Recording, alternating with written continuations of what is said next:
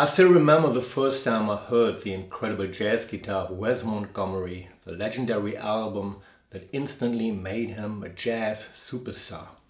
I was completely blown away. His melodies, the tonal concepts, his rhythm, and of course his unmistakable tone. Welcome to the first episode of my new series, Play Like the Legends. And who better to start with than the master himself, Mr. Wes Montgommery. In this video we're diving into one of his most iconic pieces, 4-on-6.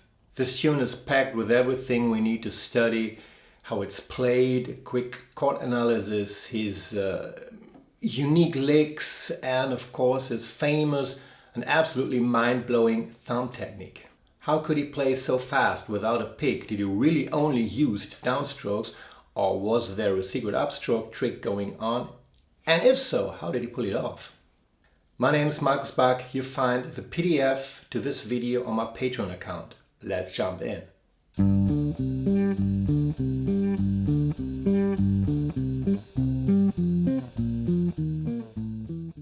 Wes Montgommery, born in 1923, started playing the guitar very late when he was 19.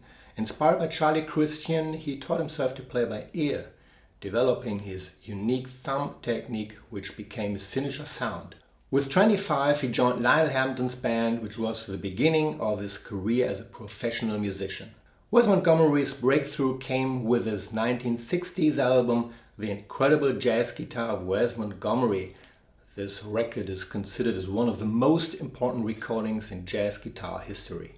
I first encountered 4-on-6 when I studied jazz guitar at the Hogeschool Enschede in the Netherlands in the 1990s. So let's take a closer look at it. If you want to know why 4-on-6 is called 4-on-6, I'll tell you at the end of the video. 4-on-6 is a 16-bar tune in G minor, loosely based on the Gershwin classic Summertime. Here's the lead sheet.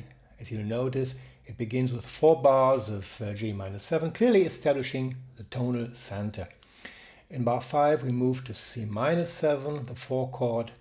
This is followed by a 2-5 progression, A minor 7 flat 5 to D7, which resolves back to G minor.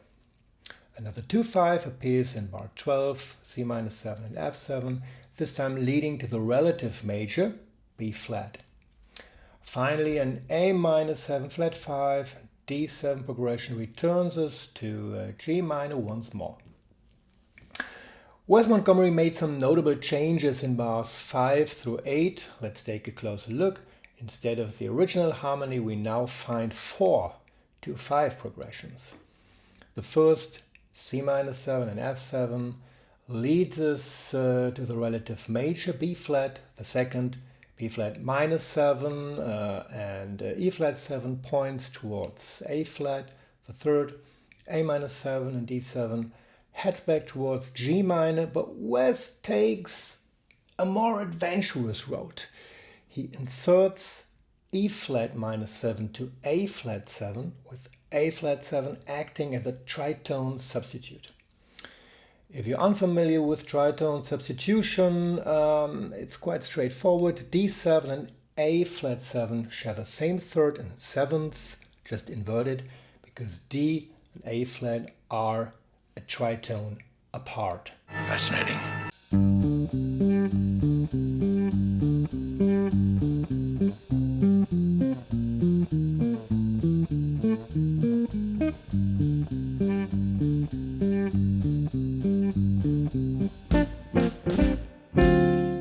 The melody, the first time he plays it in fifth, it's G and D, followed by C and G.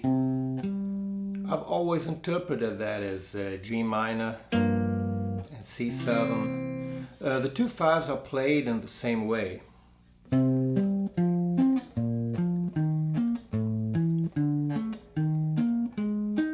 It has a bit of a punk rock feel, which I always loved. Bars 13 and 14 are played in chords.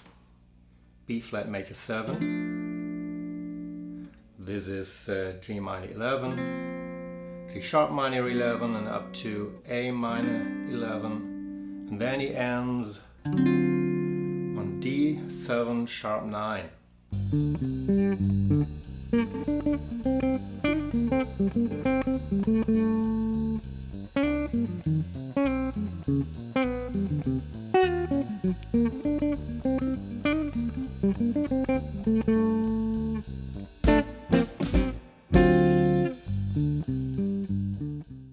The second time he plays a melody, it's on the 5th fret like this.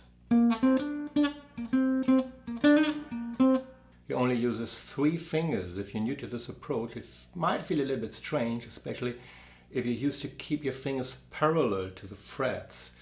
You want to hold your hand like this. So can you see this? So if I do this without the guitar, it really looks like this.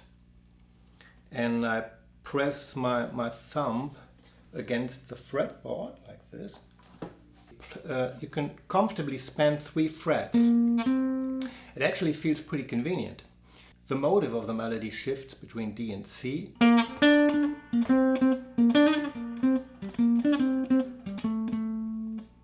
This is the motive for the 2/5 section.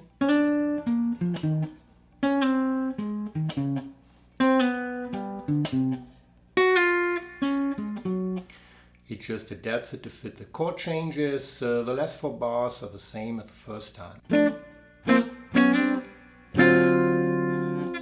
There's a live version where he also plays chords during the 2/5 section like this.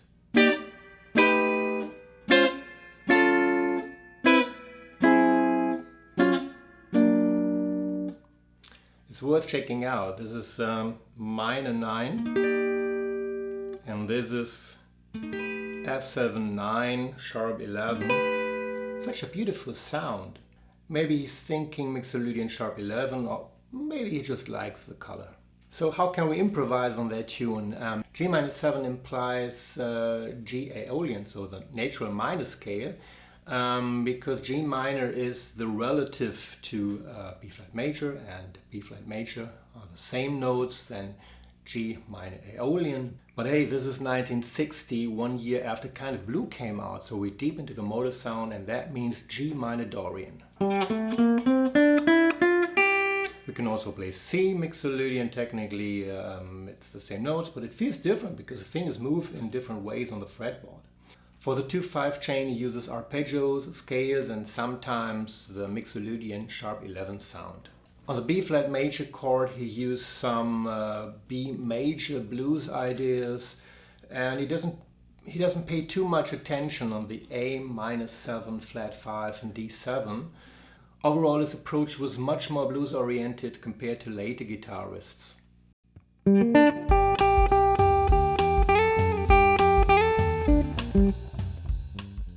So lick number 1 starts with a G-7 arpeggio. Then he repeats the G, which has a lot of drive, and then he goes to A, which is the G minor 9 sound. And he repeats it. And this is a motive, and I really love motives because it's so musical. And he ends with G minor pentatonic on the 5th fret.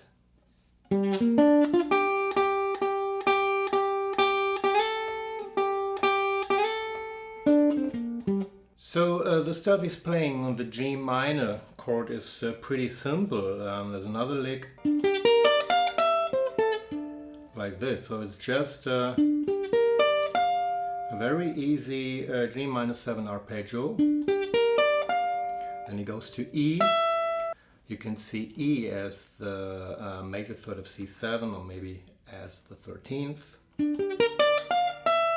And he goes back C and A, so he established the 9th here, which is a very nice sound. So very catchy.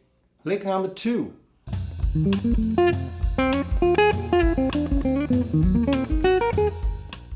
Lick number 2 is played on the 2/5 chain.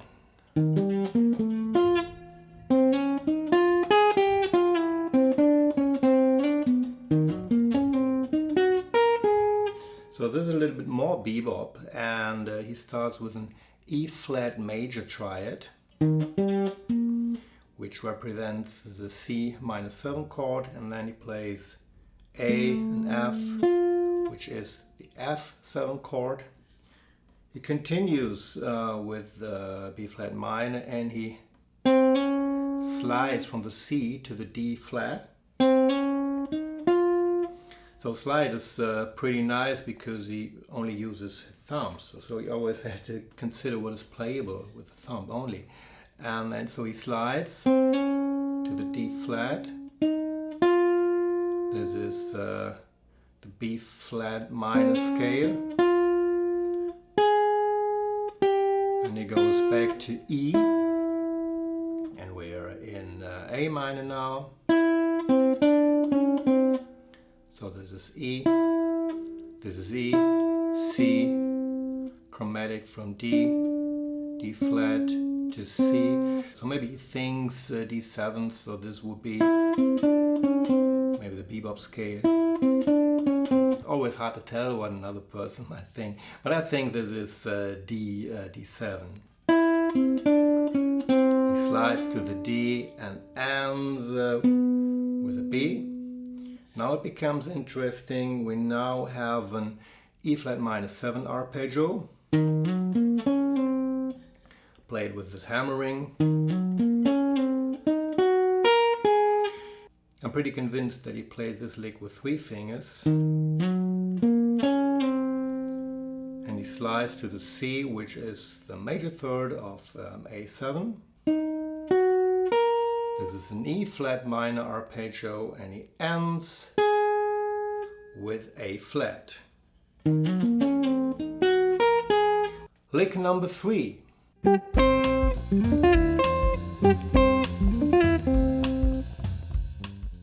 So we're into the octaves now. So this is G and G. This is the grip of the octaves played on the D and B string. And it's exactly the same thing what you do on the G and high E string, like this. When you play octaves on the low E and D string, you need to compensate, so you play it like this. So you have 2 different ways to play octaves. This is the version for the low E string and the D string, and the A string and the G string, and this is for the D and B string and the G and high E string. Make sure that you mute the other strings, and when you play this with your thumb it sounds very, very Montgomery. So we start with an octave from G to C. And then he plays this very nice G minor 7 arpeggio.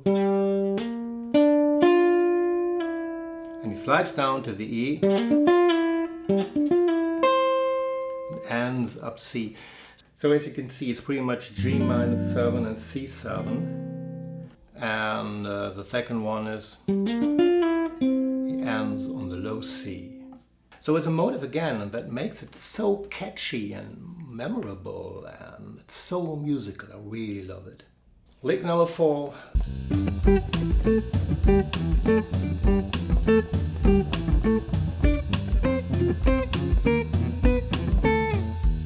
We stay on the octaves.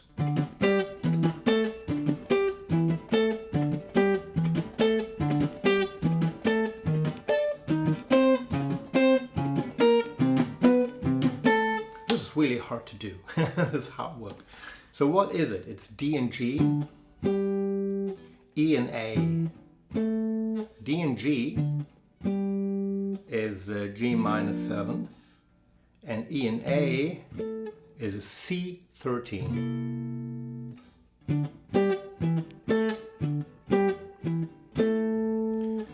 On the 2/5 chain he starts with E flat and D, which is the C minor 9 sound, and then he goes to E flat and C, which is the F7 sound, and then he adapts this idea and he plays this over the first 3 of the 2/5s on the 2/5 chain.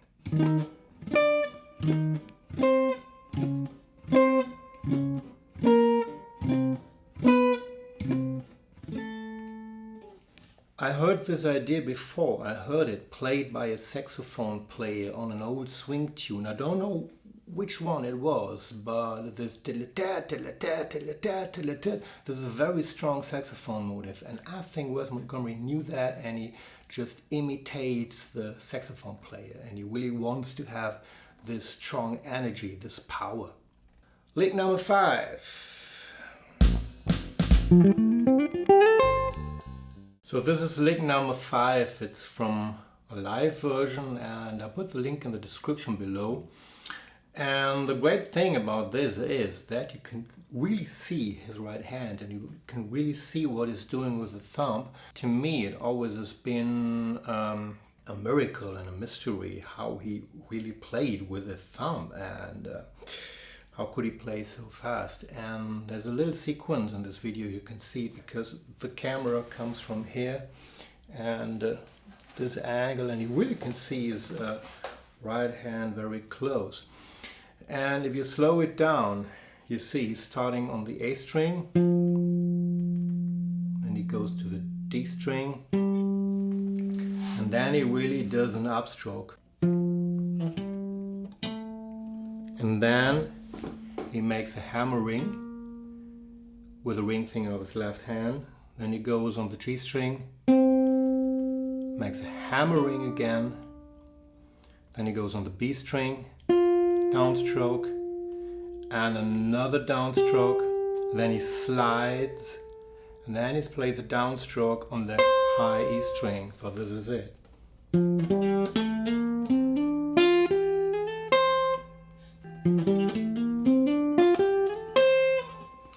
What's going on harmonically, it's G minor,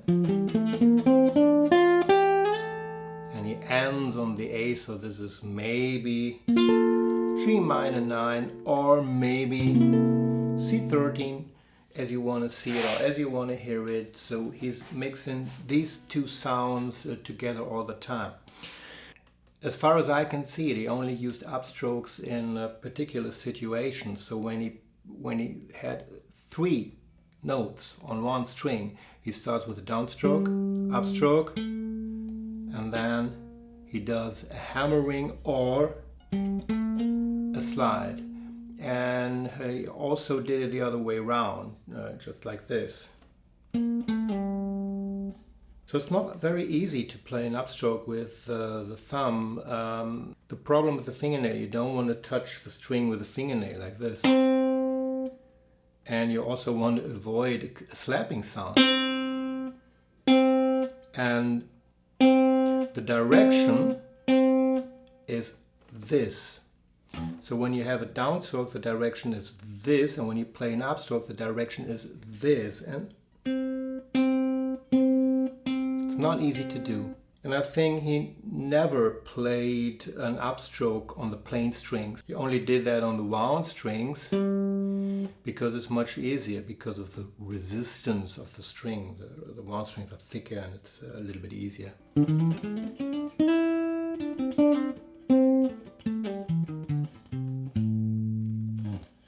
I promise I'll tell you what 4-on-6 really means.